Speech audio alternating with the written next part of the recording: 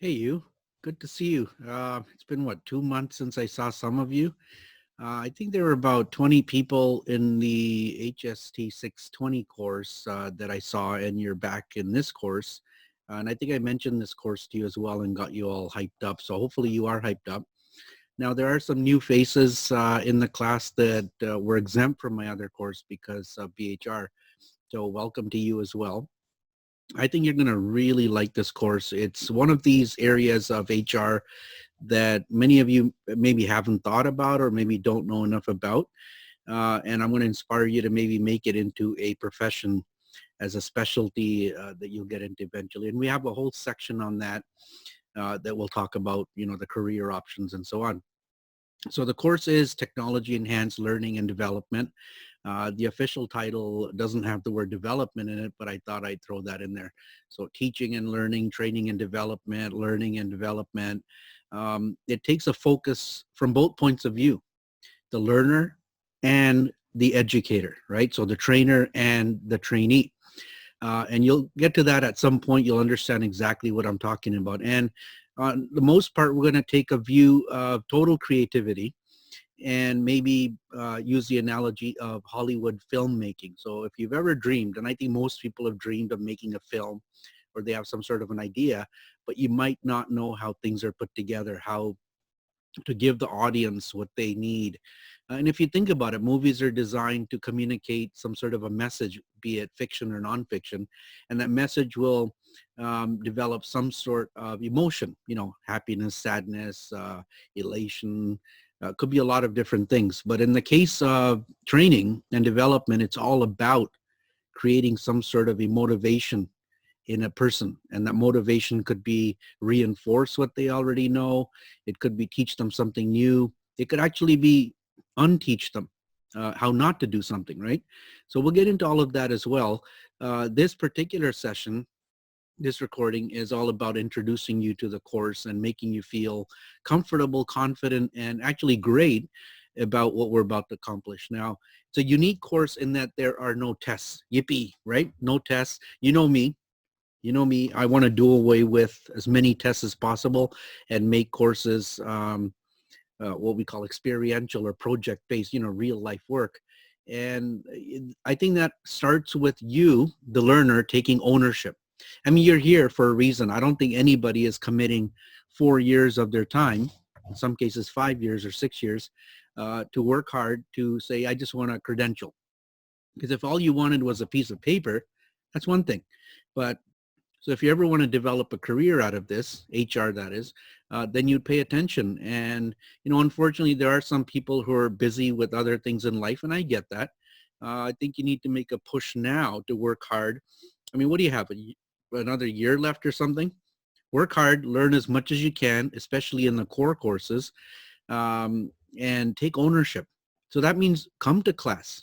And in this case, virtual, right? It's not like I'm going to force you to come to the campus. And the beauty of distance learning is, and by the way, I'm so happy and grateful that you've shown resilience to take on distance type of learning. And we're going to try to make you feel as comfortable with it as possible.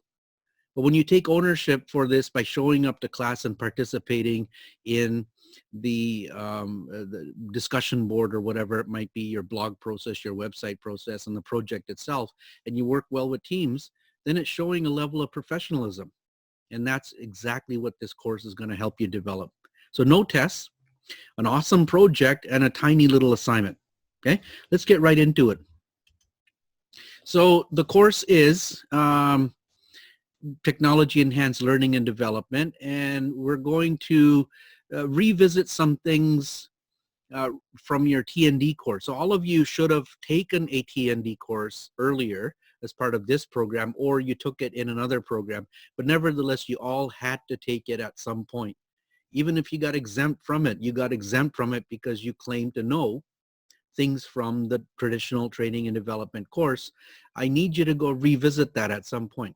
Okay, you decide what you need to revisit. I'll try to repeat as much as I can, but we're going to use some of those principles and techniques and ideas that you learned. So we're going to move forward from this, and we're going to ask ourselves, how can learning and development go from a traditional brick and mortar classroom face-to-face facilitation type model to digital. And I think current situation proves this point perfectly. How do we go to digital? I mean, we're doing this digitally. And in fact, what I'm doing for you right now is a technique we can use to get ideas from your piece of paper, your mind, to the minds of the learners and let it stay there, retention, and then recollection when they actually need it. So we're going to move from that traditional side of things to more digital. And we're going to look at all sorts of things, everything from online to computer-based training, single offs. We'll even look at PowerPoint as a tool. If you think about it, you want to go very minimal, basic. PowerPoint is a way to create digital learning. But we'll also look at, social media as a means of training and immersive environments. So if you've ever heard of immersive environments that you log into and your avatar goes in, walks through a space, engages with others, gaming, gamification, for example, and also virtual reality. We're going to get to that. So we've got time. We've got 7 weeks to do all of this, 7 calendar weeks, but technically we have 13 sessions to do this in. I'll explain in a minute. So the way I want to proceed with this, and I'll assume none of you know anything about this. I'll assume you know what a human is, that they have a brain and messages need to be put inside their brain. I'll assume that much. But I'm not going to assume anything else. But I will assume that you know what a film is, a movie, and that a movie has different scenes in it, or possibly just one scene, and there's different characters and different elements and objects and movements, moods, lighting, maybe even music. And if you could picture how a script works, how it relates to an audience, how it gets to an audience, and then maybe some of the technical sides of it, like the production, the post-production, and the testing, that's kind of the view we're going to take in this course. So the course is in compressed mode. Now, if you don't know what compressed mode is, it's actually a good thing. Rather than having this course finish off in August, and I'm aware you're taking, what, another 4 or 5 courses? I'm not really sure. But we are going to do this all in half of a term, in 7 weeks. And part of the reason is because we need to make sure that there's one teacher doing this. It doesn't work well in a project-based course when 2 people do it half and half because of the essence and the philosophy and the way we do things. So it's going to work quite well. I've done it many times. It's worked quite well. So when I use the word week, like we're in week 1, week 2, it's not a calendar week. There are actually 2 weeks in 1 week. So in 1 calendar week, we actually cover off 2 weeks for a total of 13 weeks. To have a look, something like this on a calendar. Next week is week 1 and week 2. So when something is due in week 2, it's actually due like this. It's in the first week. When I say it's due in week 4, it's actually in the 2nd calendar week. Now I'm going to tell you something. I'm going to post due dates for this stuff. There's really only 3, 4 things you have to deliver. A couple of them are just small. But I'm automatically building in a 1 week extension on everything. So when I say something's due in week 6, it was actually due the week before.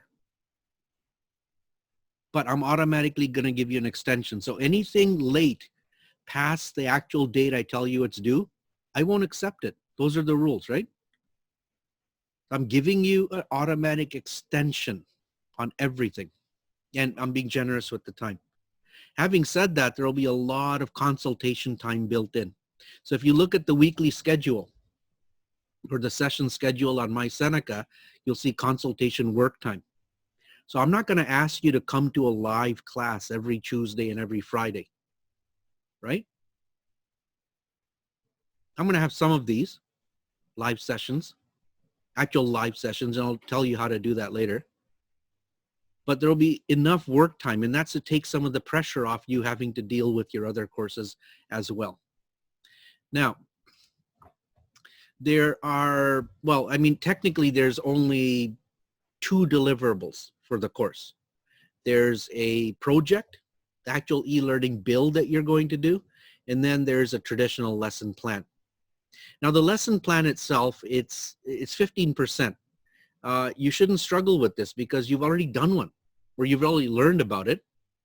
I need you to develop, it's a paper document, you're going to send it to me in PDF format, that picks a topic. Actually, I'll go over it in a separate slide, right? Let me just quickly tell you. It's a traditional lesson plan, we're at 15%.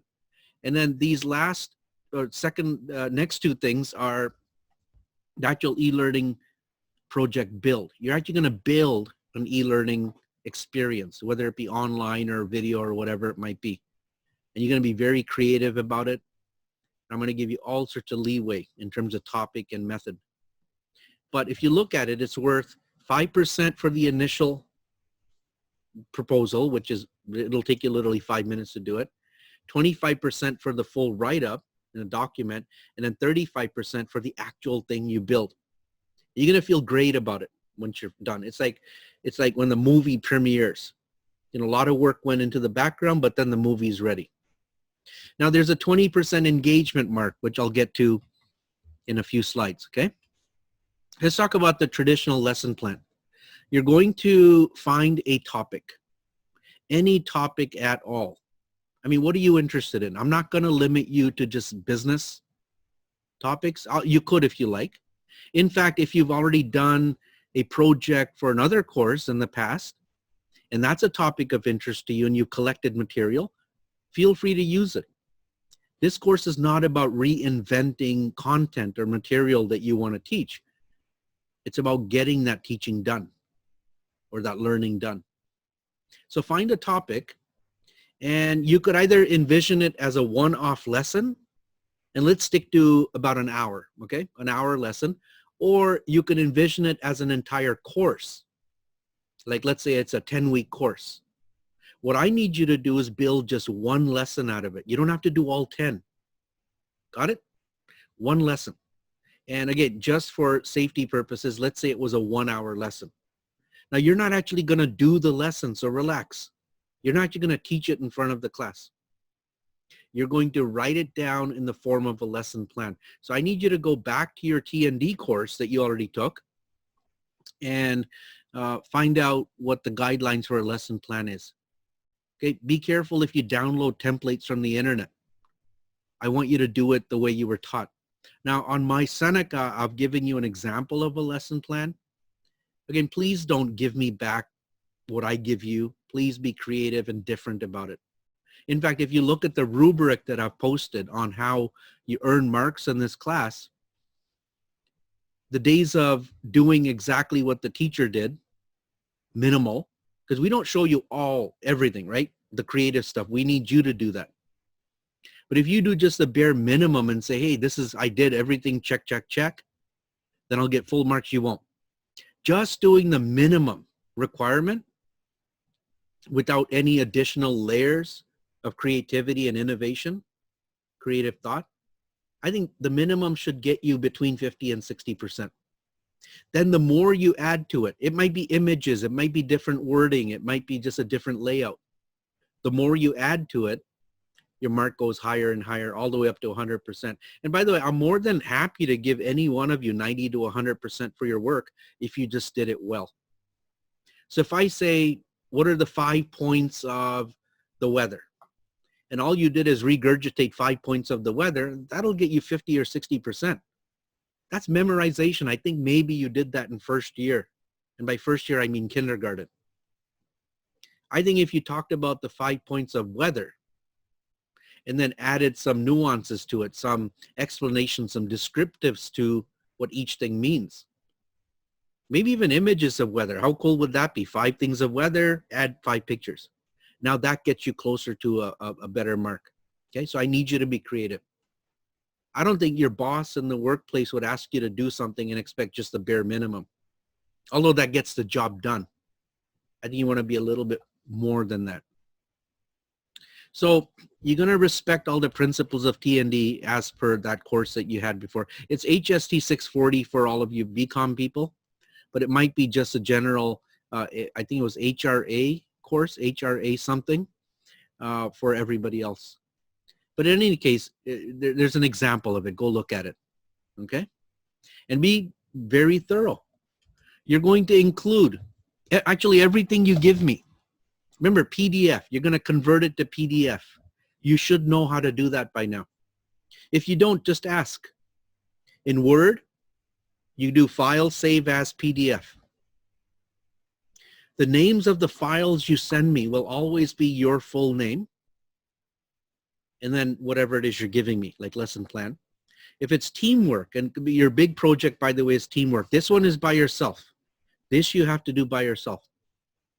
But your team, it should be every team member's names, first and last. And everything you give me has to have a cover page. Everything in business should have a cover page.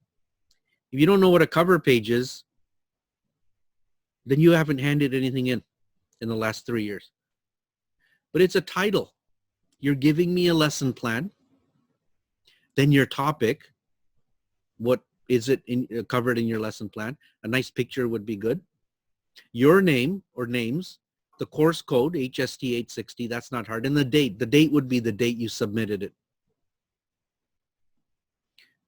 So once you create a cover page, you can keep using that same template for something else. Now, you're going to do a topic, and I'm not going to ask you to vet the topic with me. This one, I'll let you loose on any topic at all. You are going to, if you know what your e-learning is going to be about. So for example, if you want to do e-learning, your main project about cooking Italian food, then certainly this lesson plan could be a start to cooking Italian food. Maybe pick a dish. So one lesson, one dish, lasagna or gnocchi. You get the idea? You don't have to. If you want to do two different topics separately, that's okay too. One for e-learning, one for this. So we have a topic. You're going to give me a cover page, and then you're going to write up a complete lesson plan. And just to go over some elements of a lesson plan, there's a title at the top, a description of what the lesson will cover. If it's going to be part of a full course, like many lessons, maybe start with the title of the course. That you decide, okay? After the description, write down the objectives that will be met or achieved during this lesson. And just to let you know, objectives should be 3 to 5, right? You can't achieve 10 objectives in one lesson. Like, how long is your lesson? Stick to about an hour. If you think a cooking demonstration or whatever you want to show us will take 2 hours to do, it doesn't matter. It's on paper. There's no concept of time. But write down the objectives, and for each objective, you're going to write down what we call Bloom's taxonomy. What order of learning does it achieve? If you don't know what Bloom's is, revisit your T&D course or wait for the next session, actually the first session, and I'll explain it to you, okay? You need a timeline. So if your lesson is 1 hour and you start at 0 seconds and your introduction to you will be from 0 second to 2 minutes, in a table in Word, you're actually going to write down 0 seconds to 2 minutes introduction and some notes. Write down what equipment, or resources you're going to need to do this. So if you need a projector, you need software, you need a pointer, there's handouts. In the case of a cooking lesson, it might be, pots and pans or whatever. Write those down. Remember, you're having fun with this. You're not actually going to do this. I need you to write down who the audience is for this. Demographics, age, gender. Who are they? Prerequisites if you have them. And then, once you're done your lesson plan, how many pages? I don't know. I'd imagine a lesson plan would be at least 2 to 3 pages minimum. But then you're going to write up additional things like, the audience, and then how this traditional lesson plan that was designed to be delivered face-to-face in a classroom, how can it benefit from using e-learning? And by that time, you'll know enough. So can you teach how to cook lasagna using e-learning, like distance learning, or what I'm doing now? Videos, yeah, I think so. I think you could teach people how to do lasagna on Facebook. If you have the right step-by-step, maybe a video, maybe pictures. But I want you to write it up. What would you do to make this lesson e-learning? Just top of your head, kind of creative. And then I need a full transcript. So whatever that lesson is for 1 hour, I need everything written up, word by word. Now, that's why I said pick a topic of interest to you, because all of you know something that if I said start talking now, you can stop talking in 45 to 60 minutes. I think you get the idea. We'll evolve this as we go. Now, this is due in week 4, which would not be next week. It will be the week after, the Friday. So you've essentially got 2 weeks, but I'm extending it. See how this works? To the following Friday. So you got 3 full weeks to do it. I'm giving you an automatic extension. In real time, an entire week, but class-wise, it's 2 weeks. You get the idea? So by the end of week 6, which is a Friday, this thing better be in my email box and posted to your site. Now I'm going to talk about what site that is in a minute, okay, or a few minutes.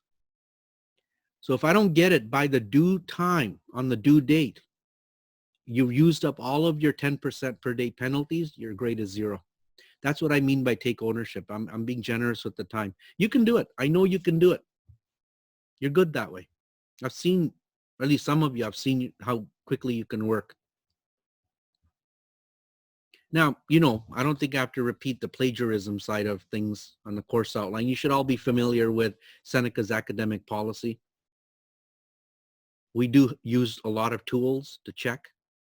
Whether you're copying something somebody already submitted to Seneca or pretty much anywhere globally, it will find it. So please don't do that. It doesn't help you to learn, does it? To have a look. All this stuff, all the assignments are written up in detail, by the way, on my Seneca. So have a look, okay?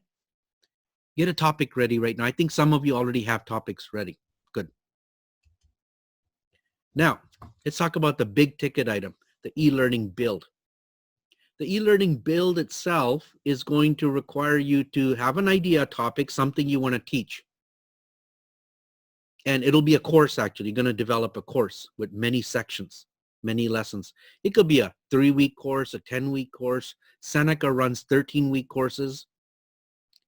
It doesn't matter how long because it's on paper. And the cool thing is if you designed a 10-week course, so let's say you have 10 major modules and subtopics in each, you don't have to build 10, so don't freak out. I think as long as you have titles for each one, that's okay. That doesn't take long, but you're only going to build the first topic or the first section. And I'll give you all the minimums that I need, and then you build on top of it. Okay? Then as you start building, you're going to add layers and layers of things like interactivity, quizzing, videos, whatever it is you want, images. We got some really cool stuff. And I'm going to give you a choice of how you build this as well. So fully flexible. It's going to be a lot of fun. So here's what it is. You are going to pick a topic. And again, it doesn't have to be business. It could be something for fun, but somebody else has to benefit from it. Like you have to ask yourself, who else would like this? Now, in the past, I'll give you some topics we've done in the past, and topics are first come, first serve. So whoever gives me their topic first, if I approve it, then I'm generally going to look to see that the second one is different. So if the first person says, I want to do how to watch soccer, there's people out there who don't know the game of soccer, the rules and all those flags, what those lines mean. And you want to teach us how to look at soccer a different way. Then if somebody else comes and says, I want to talk about soccer, I might allow it, but it has to be sufficiently different. Like they want to talk about a soccer league, like the World Soccer Federation or something like that. But I'm not going to allow 3-4 teams to do this. And yeah, it is a team project because real builds like this are not done solo. They're done in teams. And we'll figure out how teams are, you guys are going to get together in teams, okay? Now, how big should the team be? I'll go with 2 to 3. 2 to 3, okay, there we go. If you can make a really good case for 4 people, if you really want 4 people, it's not ideal. It just means you're going to have to do more. 4 people have to produce more work. If there's some extenuating circumstance where you want to do it by yourself, you have to negotiate that with me, okay? So you're taking on multiple roles. So come up with the topic, just a working title. How to play soccer, how to watch soccer. So in the past, we've done some awesome topics. A lot of food. One of the best I ever saw was how to bake cakes. I think it was a 6 or 7 lesson course, and each lesson showed different aspects of cake baking, different types of cakes and so on. It was awesome. Somebody did do lasagna, by the way. And it wasn't just lasagna, it was Italian cooking. And they gave it a really good brand, a really good logo, something kitchen. And each lesson, which if you want to think about it, a weekly lesson, that's fine, taught different aspects of cooking. In fact, there's a whole episode just on utensils to cook Italian food. The other one was just how to boil water, believe it or not, for pasta, effective water boiling for pasta. See, that's the creativity. Now you pick the topic. I'll let you change the topic. Okay, there's a point at which you have to give me your topic, but I'll let you change it. Then we have to negotiate. And when you build this, I want you to build it thinking in your mind that somebody actually is hiring you to do this. Okay, like the Food Network or an organization, although you're not getting paid for it. Now, in the past, my teams have built stuff for real organizations. I'll give you examples. We built something for IKEA once. IKEA had a need to train their employees. They didn't want to pay for it. A student made the connection. In fact, that was my connection. We did something for Moore's, the suit people, the clothing store. We did the Pan Am Games, believe it or not, health and safety. And I forget a few more we did, but really good ones. Now, if the college was open right now, I did have a few ready for you guys to do for Seneca around AOTA and so on. So right now, I'm not really asking any clients if they need any of this because it's very difficult. But I'll see if something comes up, I'll present it to you. But right now, if you have friends or family who are working and you just ask them, hey, can you guys benefit from some e-learning? And they say, yeah, just for fun, put it together. At least they're going to give you the content. They might give you a manual or a booklet or something and say, turn this into e-learning. So it's not content development. You're not going to research a lot to develop the content. You should already have some idea what the content is. You know stuff. Pick up a textbook. Maybe that's where your content comes from. So as soon as you start with the title, you're going to start documenting everything because you're going to submit that. So you're going to do it anyways. And as you do it, you're thinking about it. So when you think about it, start writing it down. And I think a good place to start would be a table of contents. So think about writing a textbook. You know, people say, oh my God, I can't write a textbook. Well, I mean, you could if you knew enough about the topic. You know, you start a good textbook, a title, and then a table of contents. And then you say, okay, what are the major topic areas I want to cover? I have 5 major areas. 1, 2, 3, 4, 5. Those are called sections or modules. Then within each one, there's like smaller topics, right? You get the idea? So write those down. And when you have that written down, it's automatic focus. You say, okay, let's start writing this little tiny topic today. Words, images, videos, whatever you have, games, exercises. Then you move on to the next topic. Now, the first thing I want, and this is due by week 4, okay? So not this coming week when your classes start, the week after or sooner, is simply a title. What is the project title? What topic are you choosing? Is it sports? Is it food? Is it culture? Is it something to do with business? You want to do AOTA, effective onboarding? Do you want to do how to use Excel? How to use Tableau? How to fire somebody? Anything at all. There's millions of topics. So I need the title, and you can do this via email, right? Just email to me. So the topic is Italian food. Working title is My Kitchen, the Traditional Sicilian Way. Give it a good title. That sells. And then I need the names of your team members. Now, there's a point up to which you can move your team members around. But remember, if other team members are taken, where the heck are you going to go? Right? So be very careful. After a certain point, generally around week 6, or the end of the third week, it'll start costing you marks, believe it or not, if I have to intervene to fix problems. So when you pick a team, pick somebody you can get along with. And nobody in this environment can say, well, I can't make a meeting. I mean, meetings are going to be via email back and forth. And for each team, I'm going to set up a dedicated area you can meet right on My Seneca. It's a one-click meeting where you can see each other, hear each other. You can share documents, work on them back and forth. And because each person on the team has a different role, right? One person's going to put the content together. One person's going to start building it on the system that we choose.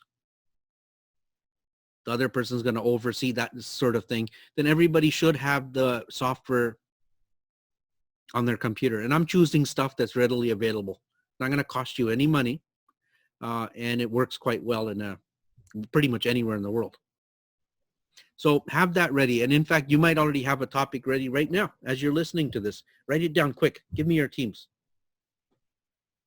Keep in mind, if your team falls apart at the end, it'll cost the entire team. Unless you can prove that that person who just left did nothing, it'll cost them. I think you get the idea. See, in a workplace, I'd fire that person, right? So once you give me a contract and you sign that contract, digitally sign it, I expect you to come through, follow through on it. I probably will have some mechanism towards the end where you could rate. I'm not a big fan of you rating your team members because of bias and so on, but I will. There'll be a mechanism where if a team member does absolutely nothing, how you can terminate them. Then that other team member either has to do the work all on their own or just not do anything. That's called ownership. So other than the title and the team member names, for 5%, you're going to give me part one of the project plan. And this is not big. It's not a lot of work. Trust me, I'm looking at total time of under 30 minutes or up to an hour. For 5%, you're going to give me part one of the project plan. And that's going to be due in week 8, which is like 4 weeks, middle of June or something like that. And by this time, you have your team member ready. Your topic is there. You're excited about it. And whatever you submit in part one, you're going to keep that document and you're just going to keep adding to it to come up with part two. And part two is worth 25%. So it's not like you're going to do 2 different documents. It's you're going to start with one, you're going to have a vision, a focus, and then you're going to keep adding to it. So part one of the project plan, again, cover page. What is it you're giving me? A description of what you envision. What is your topic? Why is it that you're doing this e-learning? Why do you want to teach people Italian cooking or the rules of soccer or how to clean a car? One guy actually did one, how to clean a car or detail a car, how to fly, whatever it is you want to do. That's easy. And make sure each thing has a subtitle and then proper spacing in between each section. You're then going to write a list of main topics. So this is just the initial stuff, okay? Those main modules or sections. So if you have 5 topics that you want to cover, major topics, just like a table of contents, and then under each one, there might be smaller and smaller topics. Give that list to me. You don't have to write anything in each one. Just give me that list. You can change your mind later, all right? And you're going to do a write-up about the audience you're building this for. So if you're doing Italian Cooking 101, and it's a 5-module course, and inside each module, like you can do pasta, sauces, chicken, so seafood.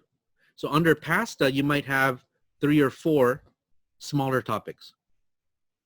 Who are you doing this for? Who's the audience? And please don't use the words anybody. Because I don't think a 150-year-old person can do this, and I don't think a 2-year-old can do this. There must be a mindset of the audience you're trying to reach. Be descriptive, demographics, age segments, so on. Write it up. I'm not going to be so judgmental. You know, if you just say everybody, no. You have to think about it a bit. Because in business, when you design, e-learning, it's for a set of employees, union, non-union. It's for upper management, middle management, entry-level employees. Certainly you can describe. And I think the way we teach older people might be different than the way we teach younger people, right? You're going to give me the objectives that are going to be achieved in this course. And again, how many objectives can you possibly achieve? You can probably write 20 of them. I'm sure to achieve 20 objectives might take you weeks and weeks and months. So just to keep things safe and simple, aim for about 5. I think 5 well-written objectives. And next to each objective, tell me the Bloom's target. And we're going to talk about Bloom's. So I don't want everything down at the bottom of Bloom's, the taxonomy, the order. There has to be something at least higher up, at least one. Name of your team members, their roles, and a team contract. Now, a contract, if you've never seen one or written one, is a pretty simple document. It lists what you're doing, what this project is, so description of the project, which you've already written, so copy and paste it. And then each team member's name, their role, and probably write up some wording about actions. Like if, for example, a member does not accomplish what they're supposed to, these are the consequences. And you're all going to digitally sign it. So when you send it to me and I see it, although there's no paper signature, I will assume that you've all agreed to it. If your name's on it, you all agreed to it. Be careful. In a regular class setting, you actually have to sign it and hand it in to me by week 4. Here, I'm being a little bit flexible. Okay, so part 1 shouldn't take long. And in fact, once you do this right, your mind is just going to focus on starting to build already. Now, to help you vision, there's 2 ways to look at this. Some people like to vision their idea. You know, like a Hollywood producer says, when do I start shooting? What's next? What's a sequence of events? It's not just up in their head. They do what you call a storyboard. You might have heard that term, storyboard. So I think if you look on my screen, you could either do just hierarchical, like a title and then sections, modules, and then topics within each, like a table of contents. That's okay. Or if you open up PowerPoint, that's a good visioning tool. In each slide, you would actually draw out what that e-learning would look like. Remember, e-learning is physical. There's a screen. So on title, you might say, I have a title at the top, some instructions in the middle, an image at the bottom, or an introduction video, and a menu on the left. Think of a website. And then the next module, module 1, topic A, you would say, here's a picture, recipes, maybe a quiz here. All these different elements that we're going to talk about, just kind of lay them out in a vision board process. And when you do this though, and at least especially in PowerPoint, you know where every image goes. You can just copy paste it when you're actually doing your build. So all of this, keep it. This will become an appendix for your main project write-up, okay? Now, part 2 of the project plan, which is another 25%, plus the actual build, the actual e-learning you're going to build, that's 35%. This is what it's going to have. Now remember, you're writing everything up. You're writing it all down with the thought that if you lost your e-learning completely, it just disappeared, it got deleted, can somebody pick up your document and rebuild it reasonably the same? That's the idea. And it's not like a lot of additional work because you're doing it anyways. I'm simply asking you to write it up. So part 2 of your project plan will be everything you gave me in part 1 for that 5%. You're going to keep adding to it. And you're going to have a section in there talking about what elements of UID, Universal Instructional Design, and AOTA did you incorporate. And you don't, in some cases, you don't actually have to incorporate them, like accessibility if you don't have the tools, but you'd write up that this is what would make sense in the course. But be careful, if you can easily build them in, you will build them in. Okay, but I want you to dream big. You might want to do, for example, in a future section, you're going to write up a section, where can this go in the future? Can you upscale it to a series of courses? Can you add different technology. So you can easily write up that this course will be available in hologram format. We don't have holograms that I know of, but you can write it up. That's the future. You can say something like, we're going to put it in virtual reality headsets. I don't need you to do that right now. Write it up so I can read what your vision is. So that's a separate section, future implications. But you're also going to write up all the resources required for this project. So if you needed Powtoon, or you needed Blackboard, or Udemy, or Adobe Captivate, a video camcorder, or Zoom, or WebEx, and a webcam, and a microphone. You're not going to buy any new tools. I get it. Some of you might want to invest in software, a subscription or something. It's up to you. Like Voki, you can pay. I'll try to pay for as much as I can. But I'm only asking you to use the free stuff, but you could on your own. But whatever resources you used, write them down in a section called resources required or use resources used. And talk about your difficulties. What difficulties did you have in producing this? It was a first round, I get it. And maybe talk about how you would do things differently. And as you add each section, your report will become quite big. Then you're going to take print screens. So when you finish your e-learning build, so imagine an online course, it's a bunch of screens, right? You're going to do a print screen. And I can show you how to do that. There's a snipping tool in Windows. And each screen is going to be put in an appendix. So even though your document might be like really thick, 100 pages, doesn't matter, it's PDF. I'm not going to print it. But I need everything documented. That doesn't take long. So whether you want to go forward or backwards, forward means design everything in storyboard format, then develop. Some people are actually going to develop, finish your e-learning build, take the print screenshot, and then stick that in your document as your visioning or storyboard. It's up to you. It's okay. When you work for an organization, though, as a e-learning builder, a specialist, and they make good money, by the way, they might have a method or process where everything is storyboarded out. Now, there's more details on that later on, right? And that's a big chunk of marks. There's 20% though that I want to give you. And literally, I mean, I want to give it to you. Being honors, BCom students, professionals ready to go out into the workplace soon. And the good thing is by the time you all graduate, this whole COVID situation will have hopefully settled. And I personally believe there will be more of a need for good HR people. Even right now, HR profession is not bad. HRs aren't being let go as much as other people. But to get there, you need to have this professional mindset. And part of that is engagement, not just sitting quiet and doing your work and saying, yeah, I'll get through this. It's about getting in my face, getting in front of other people's faces. And by that, I don't mean in a rude way. I mean, let everybody know what you're thinking. If people don't know what you're thinking, they don't know who you are, what qualities you possess, that professionalism. So let people know.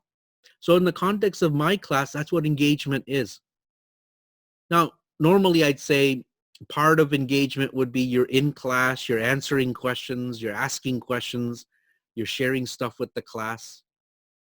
And that's never a bad thing, by the way. When you share something with the class, something awesome that you found, how is that a bad thing? It's not. It's a good thing. Bragging about the good work you've done on LinkedIn, that's awesome. Why not take some good projects you've done, clean them up, fix them, PDF, put it on your LinkedIn and do a short description. So the world can see not only did you take a course, but look at this awesome work that this person did. So along those lines, okay, I'm not saying LinkedIn for my course, but here's what you're going to do. First of all, if we have any live sessions, and we'll have a few, where you're on Blackboard Collaborate, you're listening to me, and there's a chat, you will put in your ideas. You will answer my questions. And I'll be keeping tabs on all of this. I have a whole scoring mechanism. And it's not just saying yes, no, I agree. It's the meaning, the meaningfulness, the depth. I think probably the best way to do this is through our discussion board. I'm going to put all sorts of stuff on discussion board. You all should know what a discussion board is. You're all going to participate in it. You're going to put your own threads, your ideas around my question, maybe put your own questions or comments. For example, if you're totally into gamification, gaming, and you want to share how gaming can be used to motivate learners, start a thread and then reply to what other people say. Agree, disagree, add additional links to articles you found or videos you found on the internet, what you have. I need you to be active in that. This is awesome preparation for you. You are also going to, this is a must, you're going to create your own, I'll say blog, but I'll call it a site. It's a must. And part of the reason I'm doing this is because not too many of you are out there, like LinkedIn maybe, and I've seen some of your LinkedIns, it's okay. But I want you to create a professional style, like a site, where you can park and hold all the great work you've done. Not only will you feel great about it, because you have this focus, it's almost a self-reflective process, that as you post things on it that you've worked on and post documents and so on, you'll invariably think about it. And then other people can share it. Now, one thing, I'm not going to ask you to share this with anybody else except me. And in fact, when my course is over in 7 weeks, feel free to wipe this site out. I hope you don't, though. It would be cool if you did an awesome site and then put a link on it to inside your LinkedIn. All right. Now, it's not difficult for you to actually get started. And there's two that I found you can use readily. They're both free. One is called Wix, W-I-X, and the other one is called WordPress. Wix is a bit easier to use. But if you want to use Blogger or whatever else is out there that is accessible to me, because I will be looking at it. Now, on this site, what you're going to do is you're going to have a nice about me, like first of all, a home page, then something about me. So tell us about who you are, HR professional, right? Something like that. And then for each thing you deliver to me, your lesson plan, part 1, part 2, and your e-learning build, you're going to have separate pages with the document attached and a short write-up of what it is. And you're going to email all this to me anyways, but I need it on your site just to get you used to the idea, or at least one step closer to social media. And then anything new you find, like articles or thoughts or whatever it is, post those. Hopefully you choose a Wix that has a blog feature and you're going to post them. And while you post it there, why don't you go put it on your own Instagram and your LinkedIn? You already wrote it. That's what social media is all about. Get the world to know who you are. So all of this so far combines, right? It gets in there. If you're late on posting stuff, or you post everything at the last minute, the last day, look at the last statement. Everything will be assessed continually. If all you do is post 30 different things on the last week of classes, I'm only going to count it as if you did 1 or 2. It has to be throughout, right? Now, the last element would be submit everything on time. When you are late in submitting things, first of all, you're not going to get a mark, but that also will count towards engagement. It shows that you're not taking ownership, or there's a little bit lack of professionalism, I suppose. So see what this course is doing for you, giving you a realistic way to earn marks, in this case, not money. And it's mimicking real world management of people. If I'm your boss, this is how I want things done. I don't want to struggle with it. I just want you to do it this way. Be on time, be respectful, take ownership, post things, let us know what you're doing. Good thing is I'm not calling you out to speak in public. This is all digital. You can go into My Seneca and everything's laid out by session, and you can explore all the topics in advance if you want, or just one at a time as per my weekly schedule. But your deliverables are there. And now feel free to ask me questions. You don't phone me, you email, right? Email is the best way right now to communicate. And then when we do our live sessions, I'll reserve time always for you to ask questions. I think you're going to have a great time with this course. Just make it your own. Be super creative. Start getting the ideas flowing. And don't worry if you don't know how to use a video camera, all that. I only give you examples. And as we go forward, you're going to see what real finished products look like. Okay? Have fun.